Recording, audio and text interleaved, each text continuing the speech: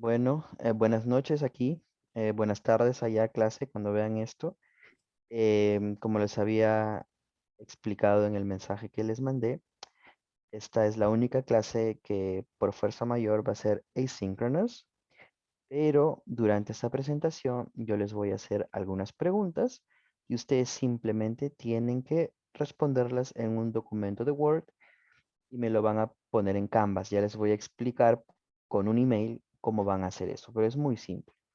Bueno, vamos a comenzar la clase de hoy, que es una clase bastante densa, pero a la vez bastante interesante, ¿no? Porque, bueno, la mayoría de ustedes tiene raíces mexicanas, entonces, pues, seguramente es muy interesante conocer un poco, ¿no? De la cultura de sus padres, la cultura de su familia, ¿no? Y yo estoy muy contento de poder compartir este conocimiento que, pues, se relaciona con ustedes, ¿no? Bueno, y acá tengo la colaboración de Elsa y Karen que se han encargado de crear esta presentación, ¿ya? Hemos dividido esta presentación en tres partes. Yo me voy a encargar de la primera parte, Elsa de la segunda y Karen de la tercera.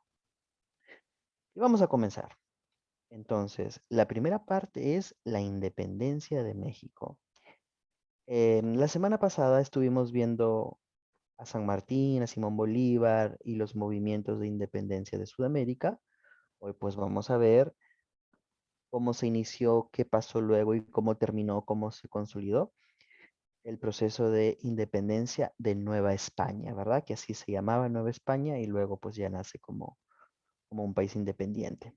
Ok, entonces comenzamos. ¿Qué fue la independencia de México? Obviamente, un movimiento armado, una revolución que comenzó en 1810 y no se consolidó hasta 1821. O sea, esta lucha por la independencia duró entre 11 y 12 años. Ya sabíamos que antes de la independencia de México, lo que se llamaba era el Virreinato de Nueva España, ¿verdad?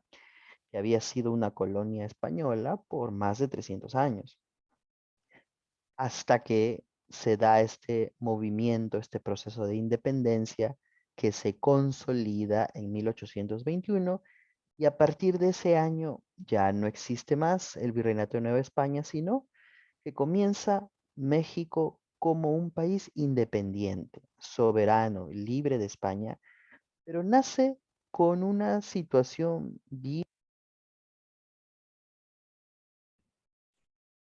Profesor,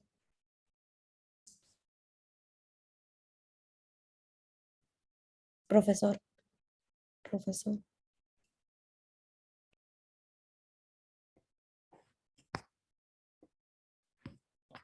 profe,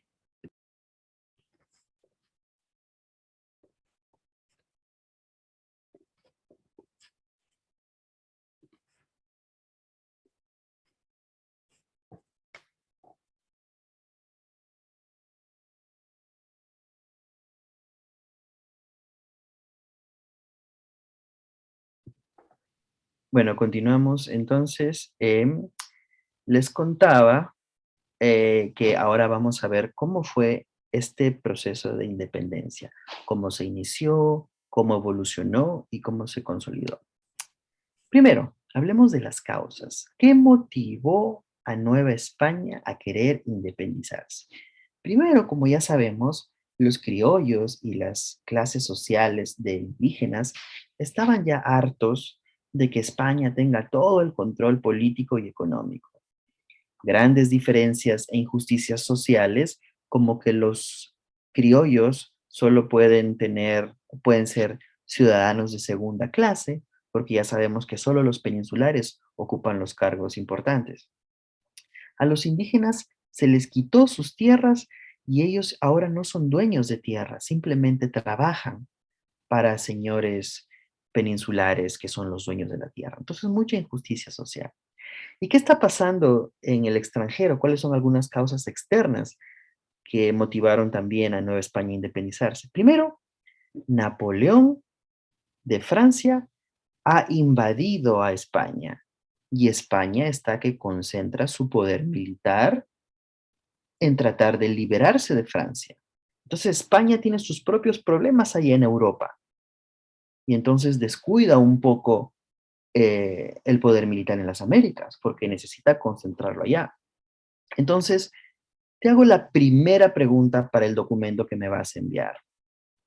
Primera pregunta, ¿qué hubiera pasado o cómo la historia hubiera sido diferente si Napoleón no hubiera invadido España? A ver qué piensas. No tienes que decirme algo correcto, simplemente quiero saber qué piensas. Primera pregunta, ¿qué hubiera pasado si Napoleón de Francia no hubiera invadido España? Bueno, además de esta invasión, em, tenemos lo que pasaba con los países que estaban logrando independencias o liberaciones, ¿no? Como Estados Unidos, que hasta hace algunos años había logrado su independencia de Inglaterra. También estaba pasando la Revolución Francesa, que buscaba la igualdad entre los ciudadanos, ¿no? Y pues esas ideas de igualdad, libertad, son ideas de la Ilustración. Entonces, estas cosas también están pasando en el contexto mundial, ¿no? Que motivan, que hacen ver a los novohispanos, mira, esto está pasando, interesante. ¿Qué más?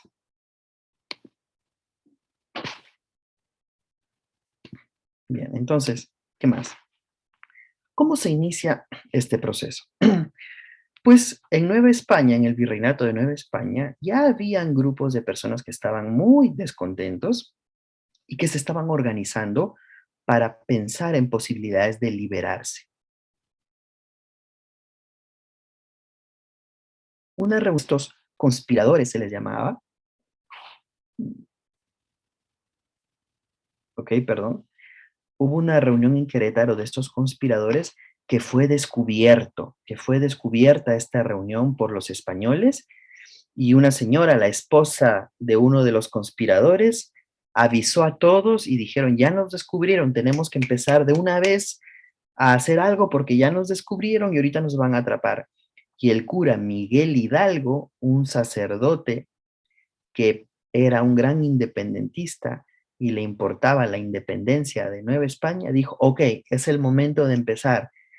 Y hizo el famoso Grito de Dolores. Se llama Dolores porque ocurrió en una ciudad que se llama Dolores Hidalgo, en Guanajuato, y él llamó a las armas y juntó a un grupo de personas y dio el Grito de Dolores, que es básicamente ¡Viva México! ¡Viva la independencia! ¡Viva la Virgen de Guadalupe!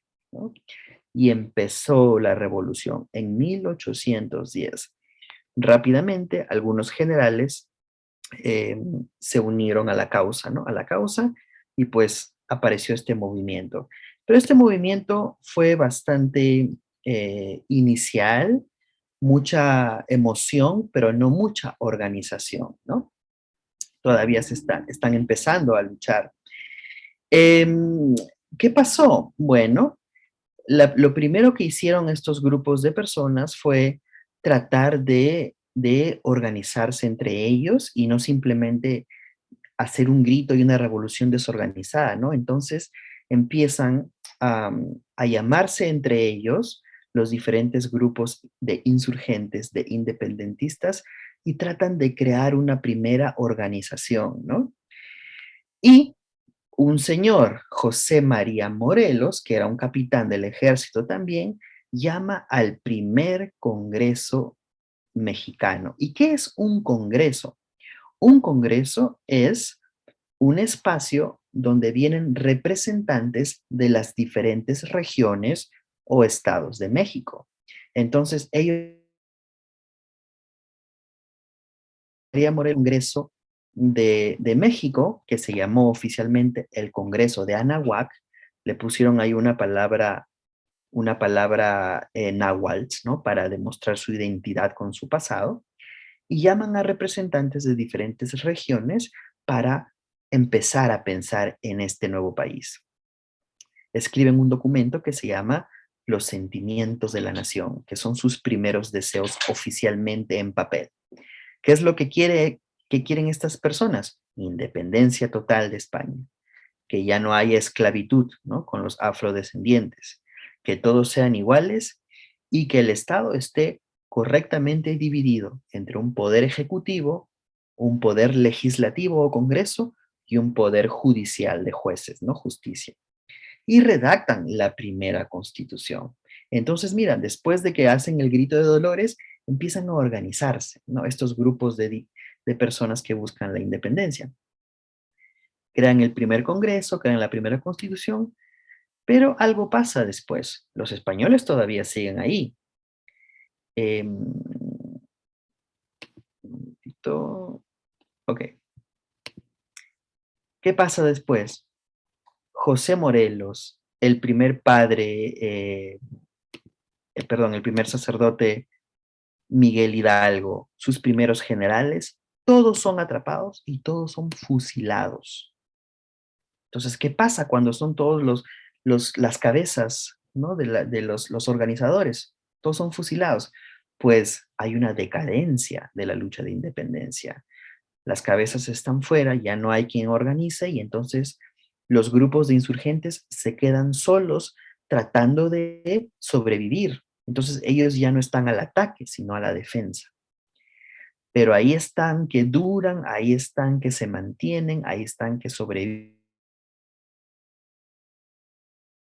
Algunos empiezan a recibir nuevamente apoyo de otros sectores sociales muy interesantes, como españoles mismos. Imagínate, españoles nacidos en España, peninsulares, que dicen, después de estos años de lucha, creo que es justo. Nueva España debe ser un propio país. Algunos españoles empiezan a tener ideas a favor de los mexicanos, ¿no?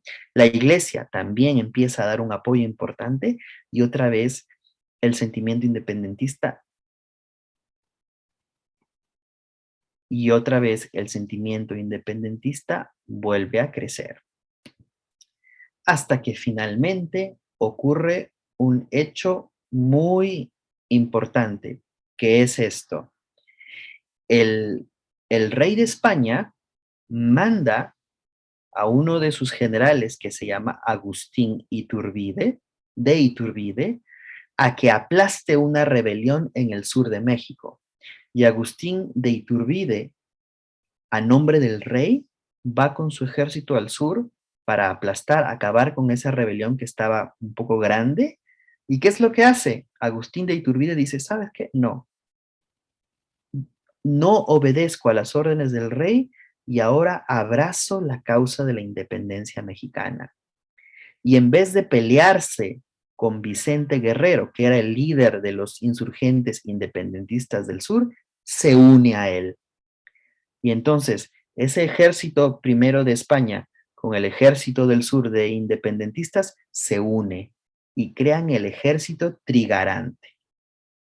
¿Qué es el ejército trigarante? Es un ejército nuevo, más grande, más consolidado, que defiende tres cosas, tres garantías. La religión. Este país nuevo tiene a la religión católica como su centro. Independencia. Este país es finalmente independiente de España y también garantiza la unión de las clases sociales. Ya no hay peninsulares, ni criollos, ni indios, ni negros esclavos, ahora todos somos iguales. Y así se consuma la independencia en 1821 con la traición, se puede decir, de Agustín Iturbide al rey de España.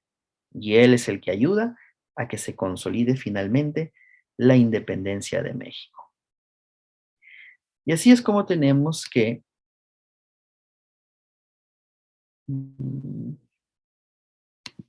y así es como tenemos que nace este nuevo país, ¿no? Se independiza en 1820.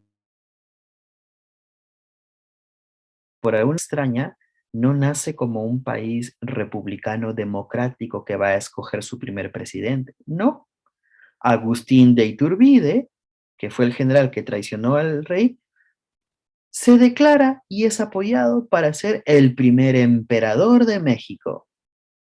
Y los mexicanos deciden que este momento es muy importante, obviamente, y que México independiente debe nacer como un país monárquico que tiene a su emperador como un rey. Y así nace, y así ocurre aquí el primer momento de México independiente, como un imperio, el primer imperio mexicano que solo duró 3 años, pero en este primer momento México tuvo su mayor extensión territorial, que incluía, obviamente, desde California al norte hasta Costa Rica. Imagínate eso. Eso fue el Imperio Mexicano, incluía todo Centroamérica. Pero no pasó mucho tiempo para que primero Costa Rica y luego los países centroamericanos no se sientan contentos perteneciendo a un imperio monárquico, cuando todos los países de Sudamérica, Estados Unidos y muchos en Europa estaban logrando o empezando con em, repúblicas democráticas, ¿no? Con un sistema más progresista. Entonces, este sistema de imperio no sobrevive y llegamos entonces al segundo momento de México, que es la primera República Federal. Ahí nomás a los 3 años de haber sido imperio, los mexicanos deciden que un sistema monárquico no va a funcionar y que deben tener una república con su propio presidente, pero una república federal. ¿Qué significa república federal? Que cada estado o territorio tiene su propio gobernador, sus propias leyes y bastante autonomía. Y este sistema dura unos años más, de 1823 a 1835, hasta que a los mexicanos se les ocurre de que para control más homogéneo para todos los estados, es mejor convertir a México en un país centralista. Mira otra vez, el segundo momento es una república federal que está dividido, perdón, el internet, que está dividido en estados autónomos, pero para tener un mejor control se les ocurre que mejor México sea una república centralista con solamente una capital que manda a todos, Ciudad de México. ¿Y qué crees que pasa? Pues hay territorios que dicen, no, no, no, no, no, a mí me gustaba tener mi propia autonomía y manejar mis propias leyes. Yo no quiero que Ciudad de México tome las decisiones por mí. Y así es como Texas, la República de Río Grande, la República de Yucatán quieren independizarse, no quieren ser parte de este México centralista. Pero ¿cuál es la diferencia entre la República de Texas y la República de Yucatán? Que la República de Yucatán puede ser reincorporada fácilmente a México. En cambio, la República de Texas está al lado de Estados Unidos. Y eso va a acarrear, va a traer algunos problemas, ¿no? En este México centralista. ¿Qué crees? Pregunta número 2 para tu documento que me vas a mostrar. Pregunta número 2 para tu attendance. ¿Qué hubiera pasado? ¿Qué crees que hubiera pasado si los mexicanos nunca hubieran cambiado el sistema federal a un sistema centralista? ¿Qué crees que hubiera pasado con Texas? Estamos en una hipótesis. Cualquier respuesta que me des no está mal. Simplemente quiero saber que estás participando. Segunda pregunta. ¿Qué hubiera pasado si México no hubiera cambiado su sistema federal a un sistema centralista? Bueno, entonces, esta es una consecuencia de esa decisión, ¿verdad? Que ahora Elsa nos va a contar. Y Elsa, tú me puedes decir en cualquier momento siguiente y continuamos. Bueno, como dijo el profesor, es la guerra de México contra Estados Unidos. Siguiente. Ujú. Entonces, la separación de Texas, como había dicho el profesor, pues Texas no estuvo de acuerdo con la constitución, que ya, disculpe, con la constitución, ya que habían roto el pacto anterior, ya que era federalista. Y entonces esto, pues, hubo desacuerdo entre ellos y se puso la promulgación de la constitución centralista también es conocido como las 7 leyes, y inició la guerra de Texas contra México en el año y después de eso declararon la independencia de Texas el 2 de marzo de 1836. Pero antes de eso, este, pues cuando hacen la declaración, pues México no lo acepta. Y entonces esto causa una guerra. Y así es como a Texas de nuevo.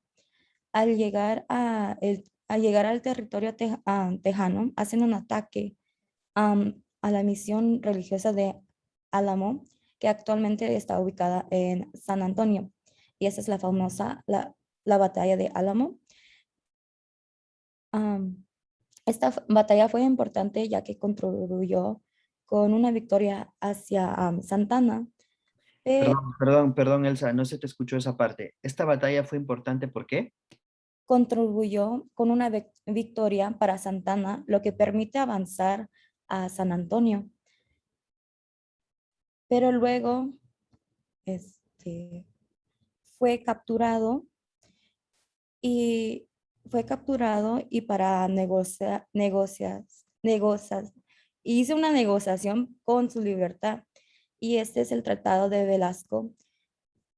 Y el Tratado de Velasco, libertad, como he dicho antes, y esto fue retirar las tropas mexicanas y que ya no fueran atacadas. Am, y al igual también fue como un tratado pacífico, según quote unquote, entre Texas y México. Y reconocimiento de y esto así fue como reconocimiento de la independencia de Texas el 1836. Ok, ok, muy bien. Entonces, permíteme repetir, está muy bien, solo que a veces se cortó un poquito, pero solamente resumiendo. Entonces, Texas se separa porque no quiere ser parte de un México centralista, no quiere perder su autonomía y dice, mejor nos vamos y hacemos nosotros nuestro propio país, ¿no? Y en 1836 se declara la independencia de Texas como país soberano, libre, independiente, y se declara como la República de Texas. A México no le gusta eso y trata de invadir y recuperar a Texas, ¿no? Y el general al mando es el general Santana, que hablamos de él la clase pasada, ¿no? Ahí se da la famosa batalla del Álamo, donde los tejanos quieren defenderse y quieren quedar libres, pero Santana sigue entrando al territorio y al final es atrapado en Texas, es atrapado. Y entonces, como dijo Elsa, él quiere negociar su libertad y dice, ok, ya, de Texas ya, ok, los dejo libre, los dejo en paz, y él reconoce finalmente la independencia de Texas. Y Texas se convierte en un país, la República de Texas, en 1836. ¿Y qué crees que pasa 10 años después, Elsa? Es la anexión de Texas. Había dicho, en el tratado firmado, habían dicho que el límite de Texas sería hasta Río Bravo. Eso se había dicho en el tratado. Y pues, aquí comienza la disputa por los límites territoriales de Texas y ahora Estados Unidos. Am,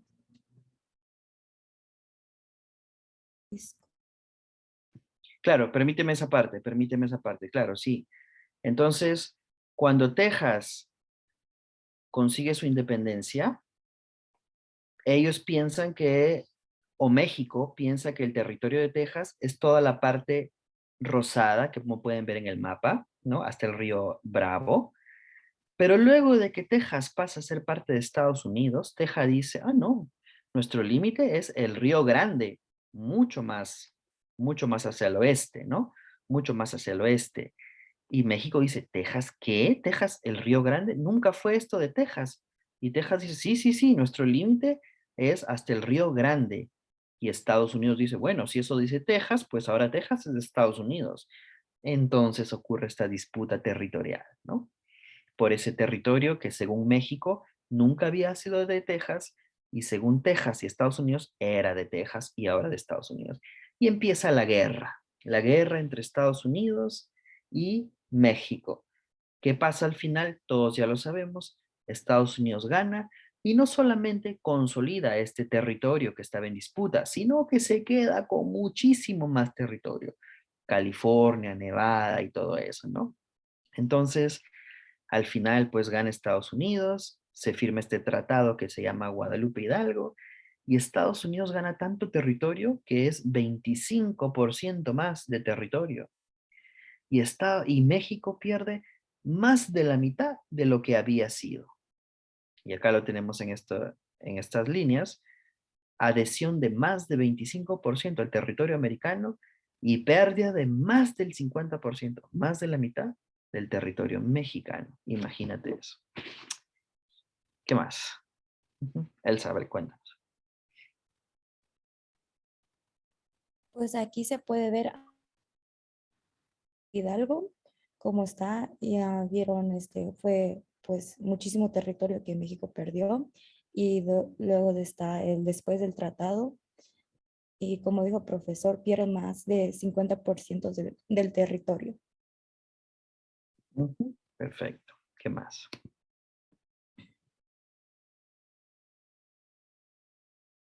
Las consecuencias de la guerra, pues como territorio mexicano por el Tratado Hidalgo, confirmación del Río Bravo como parte de la frontera entre Estados Unidos y México, ya que pues hubo la guerra.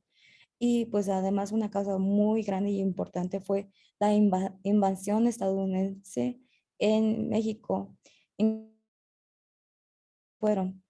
Y la colocación de la bandera estadounidense en el Palacio Nacional de México. Llegaron hasta la capital mexicana y pusieron ahora sí que la bandera americana, como se puede ver en la imagen a su O sea, izquierda. una tremenda falta de respeto, ¿no? Una cosa es ganar la guerra y otra cosa es tratar de insultar al país perdedor. Imagínate Y, llegar hasta el Zócalo, hasta el Palacio Nacional en Ciudad de México y poner la bandera de Estados Unidos ahí en la capital de México. Fue la manera en que Estados Unidos dijo, ok, ya, mira, nosotros tenemos acá todo el poder, hemos ganado y te quitamos la mitad, más de la mitad de tu territorio, ¿no? Y así fue como Estados Unidos pues gana todo este territorio y crea territorios que luego se convierten en estados, ¿no? Como California, Nevada, Utah, Nuevo México, todo esto, ¿no?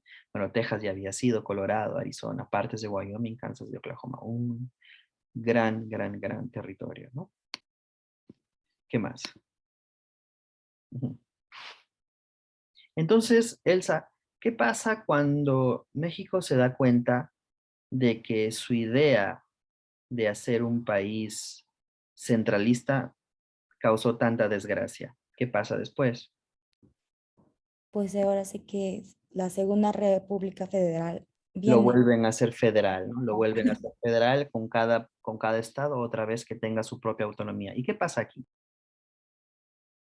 Aquí hay, ah, siguiente. ¿Ok? Aquí podemos ver una parte roja, ¿no? Que esto es algo que pasa en este momento, ¿no? En el cuarto momento, cuando otra vez México vuelve a ser una república federal. Y aquí Elsa nos va a contar qué pasa con esta parte roja que había quedado en México.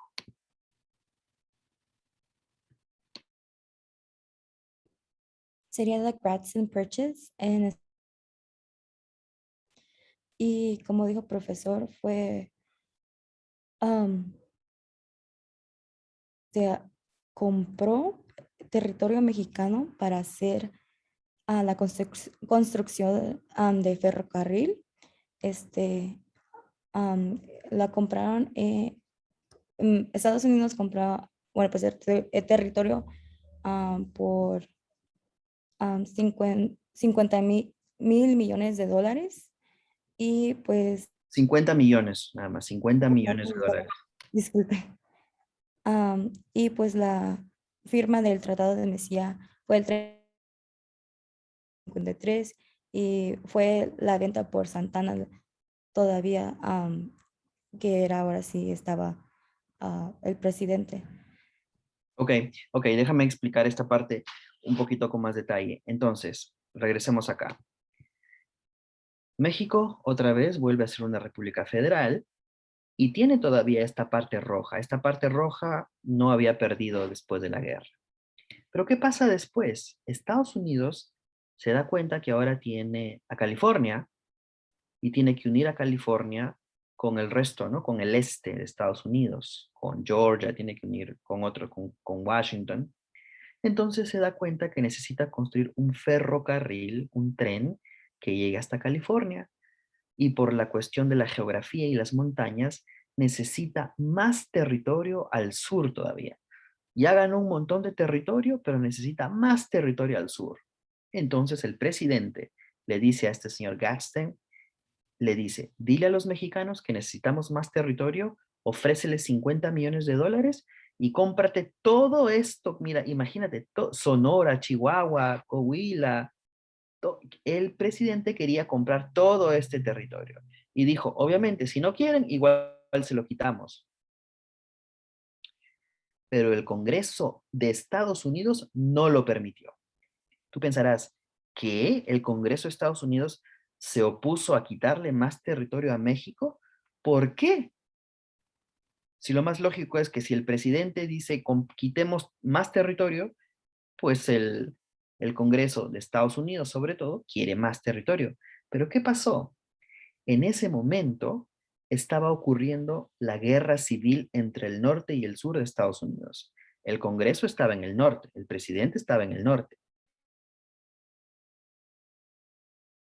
Enseguida, este territorio iba a estar en el sur de Estados Unidos. Perdón, ¿ok? Este territorio iba a estar en el sur de Estados Unidos. Iba a ser más territorio para la Confederación. Por eso el Congreso de Estados Unidos dijo, no, no, no, demasiado.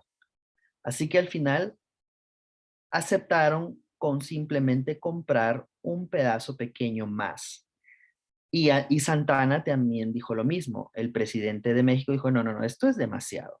Lo que les ofrezco es venderles un poquito más nada más. Y ahí le dio Tucson, Sierra Vista, Yuma. Y por eso Santana también se volvió bastante más impopular, porque además de haber perdido en la guerra tanto territorio, encima vende un poco más de territorio. Pero no tenía opción, la verdad. Si Estados Unidos lo quería, pues lo iba a conseguir, ¿no? Y así que firman el Tratado de Mesilla, ¿no? Que en inglés se dice el Gadsden Purchase, ¿no? Muy bien. Así que mira, después de la guerra, Tucson había quedado para México, pero por la necesidad del ferrocarril de Estados Unidos, obligaron a Santana a venderle un poquito más, y esta fue el poquito más que le vendieron. Santa Anna, durante su último periodo presidencial, vendió una extensa parte del norte del país al gobierno estadounidense, provocando el repudio de los ya de por sí resentidos mexicanos. Solamente esta parte. Este video va a estar en el PowerPoint que voy a poner para que ustedes vean más en detalle de qué se trata, pero básicamente esto, ¿no? Santana al final acepta vender un poco más de territorio, lo que hace que los mexicanos estén muy descontentos con él. ¿Qué pasa entonces después, Elsa? Los mexicanos están descontentos con Santana. Pues hacen una revolución de Ayutla contra la dictadura de Santana. Y este fue un grupo de mexicanos que se unieron pues para quitar a Santana de la dictadura. Pues cambios poco a poco. Pues estas leyes hicieron estos cambios posibles. Estas leyes estaban centradas en el cambio de la participación de la iglesia en la sociedad y en la política mexicana. Proviene y invita a tener una separación entre la iglesia del Estado, que el Estado y el gobierno no tienen nada que ver con la iglesia.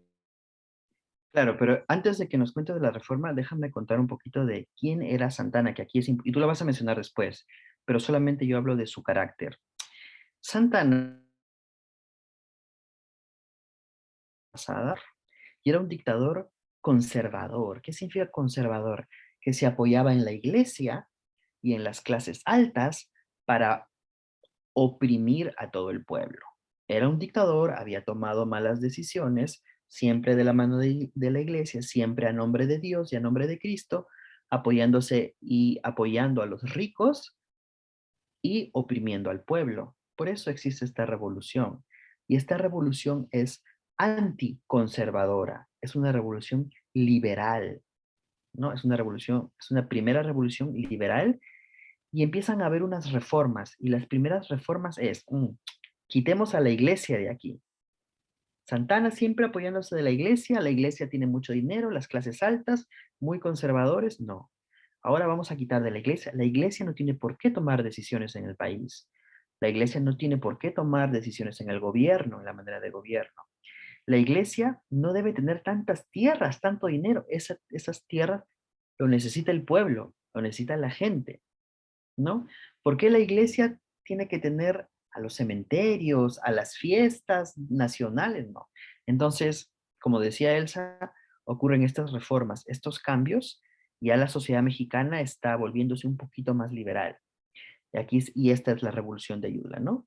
Contra la dictadura conservadora de Santana, ¿no? Ok, continuemos aquí. Entonces, ¿algo más querías decir de acá, Elsa? No, nada más, Ok. perfecto. Ok. Siguiente. Ujú. Muy bien. Entonces, ¿qué pasa con estas nuevas reformas, no en contra de los conservadores? Pues viene la promulgación de Constitución de 1853 y Siete- este es, 1857. 57, disculpe. Mm, Y esto pues prohibía títulos nobiliarios como conde, duque, duquesa, pues ya estos ya no existen. Ahora todos tienen derecho de participar en la economía de México. Ya no es solo alguien que se encarga de hacer, ahora sí, una cosecha y nada más es él o ella, o ya es todo el pueblo que puede hacer eso. Este, de asamblea, eso se refiere a que se puede am, para hablar sobre lo que sea, hasta sobre ahora sí el presidente o algo así, porque cuando estaba Santana no se podía hacer eso, ya que él nada más, ya que él no, ya que ahora sí que no tenían voz ni voto para expresarse. exacto, exacto. Entonces, lo que está contándonos Elsa, otra vez, cómo ahora hay nuevas ideas más liberales en contra de los conservadores y se crea esta constitución de 1857 que prohíbe a los títulos nobiliarios. ¿Qué significan títulos nobiliarios? Como dijo Elsa, conde, duque, las clases altas, ya no, eso ya no tiene que existir, ahora todos somos más iguales, ¿no? Ahora la gente, Santana había sido un dictador, nadie podía estar en contra de él, ahora todos tienen la libertad de expresión, la libertad de asamblea, de poder reunirse y de poder hacer huelgas o de poder hacer manifestaciones, ¿no? Ahora hay más libertades individuales. Entonces, en México están apareciendo estas personas más liberales en conservadores. Típicamente son las personas con más dinero perdón, los conservadores típicamente son las personas con más dinero, que tenían más propiedades, que no quieren perder sus beneficios, que están más cercanos a la iglesia, y los liberales no quieren a la iglesia, quieren igualdad entre la gente, no quieren ricos y pobres, ¿no? Entonces empiezan a aparecer estos dos grupos en México, ¿no? ¿Y qué conlleva esto, Elsa, después que crean esta constitución más liberal? ¿Qué pasa después?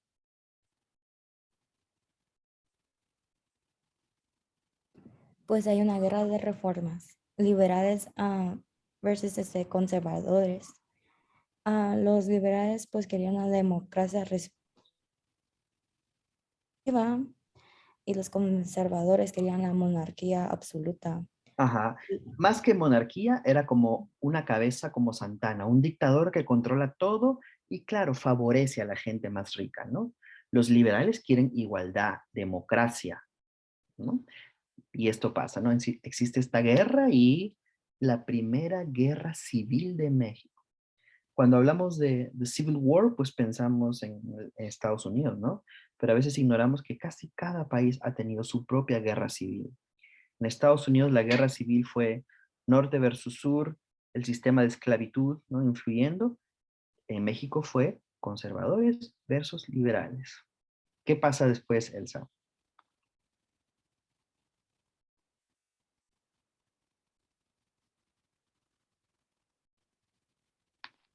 Disculpe, la victoria de Benito en 1860 y el establecimiento del nuevo gobierno liberal en 1861. Entonces, mira lo que pasa. Ganan los liberales, comandados por Benito Juárez, que vamos a ver ahorita que es una persona indígena, pero es muy inteligente, llega a ser presidente y ganan los liberales. Entonces México se empieza a volver más liberal. Pregunta número 3 para tu documento en Word. Pregunta número 3. ¿Qué hubiera pasado si los conservadores hubieran ganado esta guerra? ¿Cómo te imaginas la sociedad? ¿Qué hubiera pasado? Ganaron los liberales. Vamos. Siguiente. Bueno, este video también lo voy a dejar para que, bueno, no vamos a verlo. Es algo... Historia de la Guerra de Reforma, así que pon mucha atención. Para que este tema sea más sencillo, tenemos que entender la diferencia entre liberales y conservadores. Los liberales pretendían que México se estableciera una república democrática, libre de la influencia de la Iglesia, la cual se conformaría de 3 poderes: legislativo, ejecutivo y judicial. Los liberales querían una república democrática, ¿no? Igualitaria. En cambio, los conservadores creían que una monarquía constitucional era lo mejor para el país, la cual gobernaría con las viejas ideas del orden social español durante el virreinato. La Iglesia continuaría siendo el pilar fundamental de la educación. Los conservadores querían a la Iglesia, una monarquía, un jefe que sea más dictador y que favorezca a las clases más ricas, La cual solo estaría destinada a gente con poder monetario y entregando privilegios solo a individuos con estatus social muy alto. La Guerra de Reforma, también llamada Guerra de los 3 años, se inició en 1858, cuando Félix Zuloaga se rebeló contra el gobierno liberal mediante el Plan de Tacubaya, que desconocía la Constitución y convocaba a elaborar una nueva. Estos detalles no importan, simplemente los conservadores empezaron guerra contra los liberales, ¿no? Porque querían recuperar el sistema de Santana, ¿no? El principal motivo de este conflicto fue que el grupo conservador, la Iglesia Católica y gran parte del ejército rechazaban la Constitución porque afectaba sus fueros y propiedades. Claro, los conservadores se fueron a la guerra porque esta constitución, que era más igualitaria, más democrática, afectaba los intereses económicos de la gente más rica. Por ello, los conservadores lucharon para defender sus privilegios y los de la Iglesia. Por otro lado, los liberales defendían el cumplimiento de la Constitución. Como la guerra parecía inevitable entre liberales y conservadores, el presidente Ignacio, obligado establecido en la Constitución, lo sustituyó el presidente de la Suprema Corte de Justicia, Benito Juárez. Por su parte, los conservadores se apoderaron de la capital y nombraron presidente a Félix Zuloaga. Bueno, lo importante acá es que tomó como presidente liberal el primer presidente de sangre indígena, el primer presidente indígena liberal, ¿no? Ya está. Ok. Entonces, Benito Juárez, pues ahora en 1861 llega al poder, primer presidente indígena liberal. México se está volviendo liberal, ¿no? Alejándose de la iglesia, buscando cierta igualdad. ¿Y qué pasa en esta época de Benito Juárez, Elsa?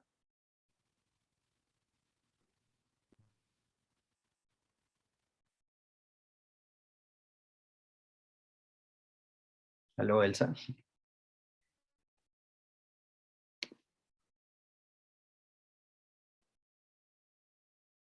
Un segundo. Perdón, clase, quise decir que Karen le toca esta parte. Karen, ¿qué pasa entonces en la época de Benito Juárez? Benito Juárez se preocupaba por el pueblo, por la comunidad, y entonces después de la guerra hubo ¿cómo se puede decir? Una crisis económica. Hubo una gran crisis económica, entonces él decide suspender los pagos a la deuda externa, y esto lleva a que unas tropas extranjeras que eran Reino Unido, España y Francia quisieran invadir México, y entonces Benito Juárez quiso negociar con ellos, pero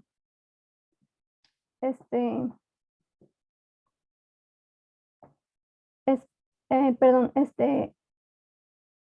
Reino Unido y España aceptan sus condiciones de que él les va a pagar después, pero Francia no, porque el emperador Napoleón de Francia tenía la intención de invadir a México para apoyar la Asociación Confederada del Sur de Estados Unidos. Y entonces ellos invaden México, y entonces ¿cómo se dice? En Puebla se crea una batalla que ganan, ganan los mexicanos. Sí. Y entonces, después de eso, el Napoleón III nombra a Maximiliano de Habsburgo como emperador de México.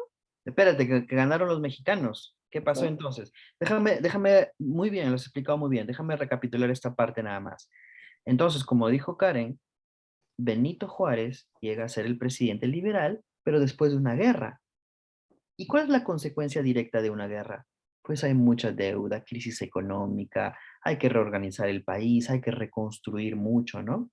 Y Benito Juárez tiene que preocuparse por el pueblo que ha quedado en una crisis económica grande. Y México tenía ciertas deudas con ciertos países por diferentes razones, por diferentes inversiones, por diferentes, ¿cómo se dice la palabra? Inversiones extranjeras en México. Entonces Benito Juárez dice, países, ahorita no les voy a pagar lo que les debo porque tengo que atender a mi pueblo. ¿Mm? Entonces dice, la deuda externa por ahora no la voy a pagar. Y entonces los países extranjeros como Reino Unido, España, Francia dicen, ¿qué? Perdón, tú nos debes plata, ¿cómo que no nos vas a pagar? Y entonces estos países hacen una alianza y van a México a la fuerza. Y cuando van a México, Benito Juárez le dice, ok, señores, no he dicho que no les voy a pagar nunca, simplemente por ahora, denme tiempo. Y el Reino Unido y España se retiran, pero Francia no. Francia quiere recuperar su dinero, invade México, pero tiene una razón más importante, que no es simplemente que México les pague. Napoleón de Francia quiere invadir México para desde México apoyar a los confederados del sur de Estados Unidos que quieren liberarse. ¿Por qué? ¿Por qué le interesa a Napoleón de Francia ayudar al sur? A Georgia, Florida, Texas. ¿Por qué quiere ayudar a ellos? Porque Napoleón no quiere que Estados Unidos sea una potencia mundial. Quiere que se divida en dos. Quiere que el sur gane para que no sea un país grande, sino sean dos tal vez. Entonces ellos llegan a México para apoyar al sur de Estados Unidos. Pero ¿qué pasa? El 5 de mayo de 1862, México no se deja y en la batalla de Puebla le ganan a los franceses y evitan que Francia ayude al sur. Por eso el 5 de mayo es tan celebrado en Estados Unidos y no en México. En México no importa. Es celebrado en Estados Unidos porque ese día los franceses no pudieron ayudar al sur de Estados Unidos en el Civil War. Al poco tiempo, nada más, a los meses, Francia vuelve a intentar invadir México y lo logra. Invade México después, pero en ese momento el norte ya había ganado al sur de Estados Unidos y la guerra civil ya había terminado. Entonces, cuando Francia invade a México, ya no puede ayudar al sur. Ya. Estados Unidos se consolida como una potencia unitaria. Y en este momento, cuando Francia invade a México, ahí es cuando, ¿qué pasa, Karen? Nombra a Maximiliano de Habsburgo como emperador de México en 1864. Entonces, como Estados Unidos ya no estaba en guerra civil, ellos apoyaron a Benito Juárez y derrotan al gobierno de Maximiliano. Ujú. Entonces, por un tiempo, gracias a la loca idea de Francia, que pone a un nuevo emperador, ocurre este nuevo momento. Ahora hay un segundo imperio mexicano, porque Francia invadió México, puso a su emperador ahí, y hay otra vez por unos añitos nada más, otra vez hay un imperio mexicano con un emperador Maximiliano. Pero Benito Juárez está por ahí, y esto no le gusta, ¿no? A Benito Juárez no le gusta que haya esto, y está ahí tratando de luchar y recuperar que Maximiliano se vaya y regresar a México, ¿no? A lo que era una república, ¿no? Y a los 4 años lo logra, ¿no? Y finalmente los mexicanos expulsan a Maximiliano y restauran finalmente a México como una república, no como un imperio, otra vez federal, donde cada estado tiene su propia autonomía, y es básicamente lo que tenemos hoy, ¿no? Un país mucho más pequeño de lo que era originalmente, República Federal, ¿no? ¿Y qué pasa después, Karen, cuando México, después de haberse liberado de este Maximiliano, de Francia, y tanta guerra y tanto caos, qué pasa? Entonces entra un presidente nuevo, que viene siendo Porfirio Díaz, y él, su forma de gobierno fue una dictadura.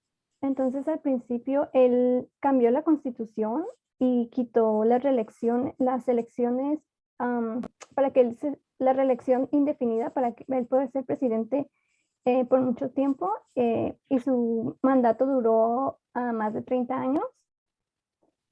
Pero también, como en ese tiempo el país estaba pasando por muchos conflictos, él hizo, logró un enorme crecimiento económico en el país, y también él trajo a muchos inversionistas extranjeros, y ellos fueron pero ellos y las personas ricas y los extranjeros eran los más beneficiados.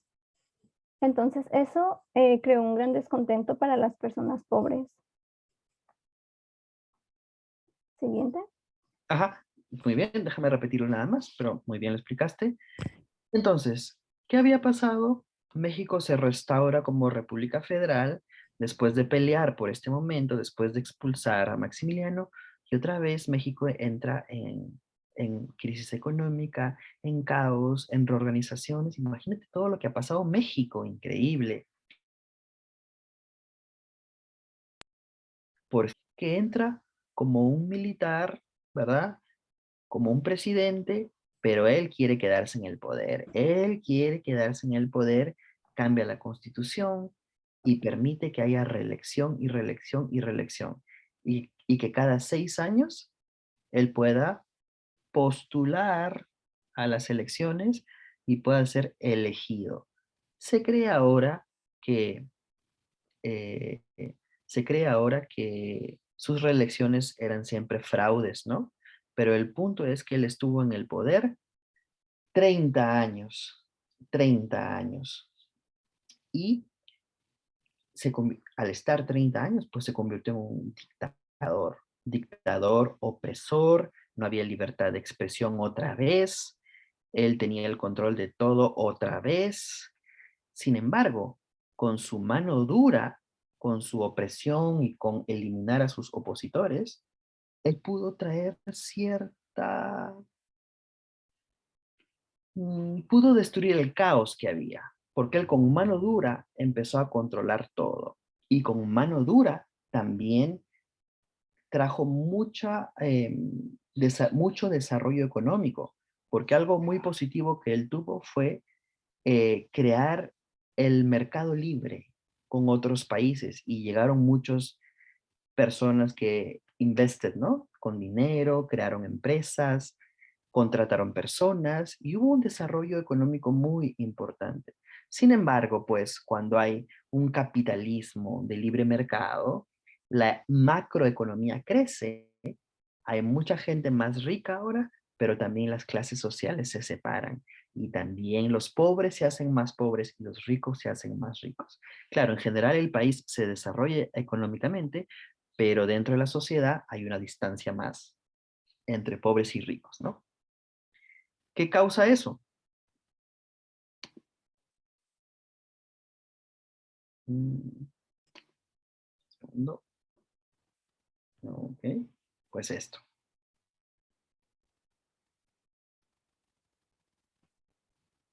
Karen.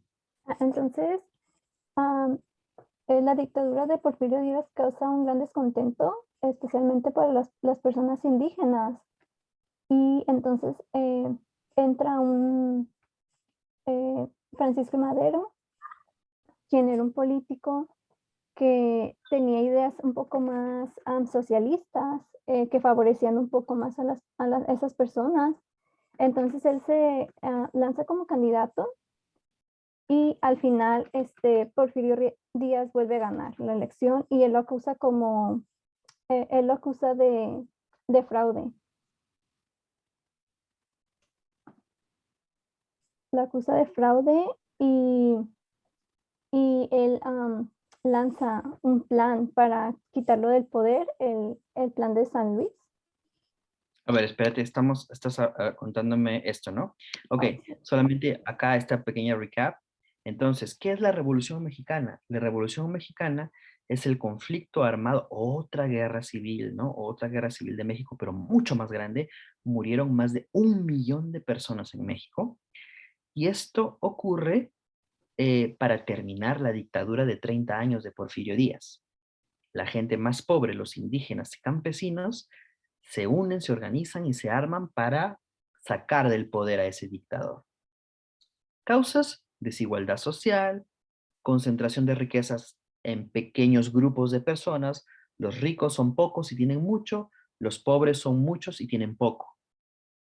Falta de libertad política, mucha opresión, no pueden tener opiniones diferentes, los campesinos simplemente son trabajadores y no son dueños de las tierras, mucha represión y etcétera. Entonces, ¿qué pasa? ¿Cómo se origina todo esto? Como dijo Karen, aparece este señor llamado Madero, Francisco Madero. Como dijo Karen, él se postula para presidente, para ser un nuevo presidente en las elecciones, pero Porfirio Díaz vuelve a ganar otra vez, pero él dice, no, esto es fraude. No es posible que con tanto descontento de la población gane este señor otra vez. Es fraude. Y él llama a las armas, Francisco Madero. Convoca al levantamiento de armas para culminar el porfiriato, que es el periodo de Porfirio Díaz, ¿no? A este señor, Francisco Madero, que quiso ser candidato y piensa que hubo fraude, se le unen los líderes campesinos, el del norte y el del sur, Pancho Villa y Emiliano Zapata, famosísimos en México, ¿no? Al final, con tanta bulla política, con tanta rebelión, con tanto todo, Porfirio Díaz finalmente renuncia a la presidencia en 1910 y Madero es elegido finalmente como presidente, que es lo que quería. Entonces, Madero es el primer presidente de esta revolución mexicana, ¿no? Que busca mayor igualdad otra vez para los mexicanos, ¿no? Y aquí tenemos, pues, el gobierno de Francisco Madero. Cuéntanos, Karen. Francisco Madero prohibió la reelección presidencial y él puso reformas moderadas que no satisfacían las necesidades del pueblo mexicano, especialmente los campesinos. Eran reglas que no eran muy, favorecían a los capitalistas. Claro. Eso es clave y permíteme explicarlo.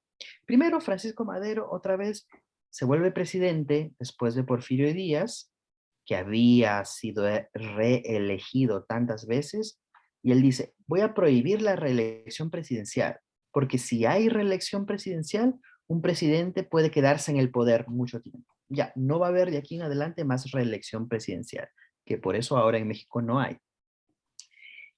Y Porfirio Díaz había tenido unas políticas muy conservadoras también, ¿no? Favoreciendo a los más ricos. Y este señor Madero empieza a tener unas reformas moderadas, ni tan a favor de los ricos, ni tan a favor, perdón. Entonces, este señor crea reformas moderadas, ni tan a favor de los ricos, ni tan a favor de los pobres. Entonces, al final, los ricos y los pobres no se sienten representados y al final lo terminan odiando todos, porque él fue muy tibio, muy moderado. Al final, los campesinos que primero se unieron a él, ahora dicen, no, este señor no nos defiende como queremos. Y los campesinos ahora quieren sacarlo también del poder. ¿Y qué pasa, Karen? Entonces promulgan el plan de Ayala por un líder campesino que se llama Emiliano Zapata, y su objetivo era retirar a Madero del poder y recuperar las tierras trabajadas por los campesinos. Entonces se crea una contienda y al final de cuentas un general que era amigo de Victoriano Huerta, de Francisco Madero, perdón, traiciona a Madero y le da un golpe de estado.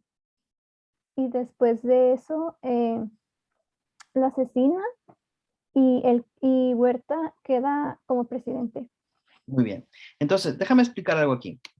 Estamos en la Revolución Mexicana, explicando cómo Madero fue el primer presidente, ¿no? El primer presidente de esta época de la Revolución Mexicana. Vamos a ver a 3 presidentes aquí, que son los únicos que voy a mencionar en la historia de México, ¿ya? Estos 3 presidentes que ocurrieron durante la Revolución Mexicana. Primero está Madero, con quien empieza la revolución, porque él elimina a Porfirio. Primero tiene el apoyo de los campesinos, pero luego los campesinos no se sienten representados y le quitan el apoyo. En ese momento en que Madero no tiene ningún apoyo por sus políticas moderadas, el general le da golpe de estado, coup d'état, y lo mata.